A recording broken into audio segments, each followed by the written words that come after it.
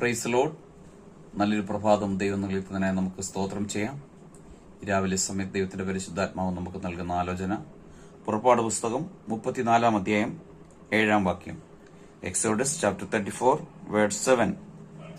1000 ദയ പാലിക്കുന്നവൻ, അകൃത്യവും അതിക്രമവും പാപവും ക്ഷമിക്കുന്നവൻ, കുറ്റമുള്ളവനെ വെറുതെ വിടാതെ പിതാക്കന്മാരുടെ അകൃത്യം മക്കളുടെ മേലും മക്കളുടെ മക്കളുടെ മേലും 3-ാമത്തെയും 4-ാമത്തെയും തലമുറയോളം സന്ദർശിക്കുന്നവൻ.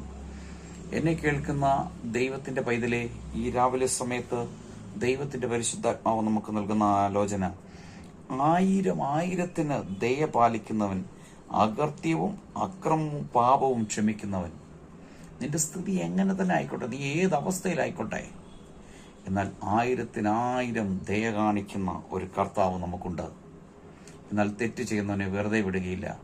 അവന്റെ തലമുറയോടും തലമുറയുടെ തലമുറയോടും കണക്ക് ചോദിക്കുന്ന ഒരു കർത്താവുണ്ട്.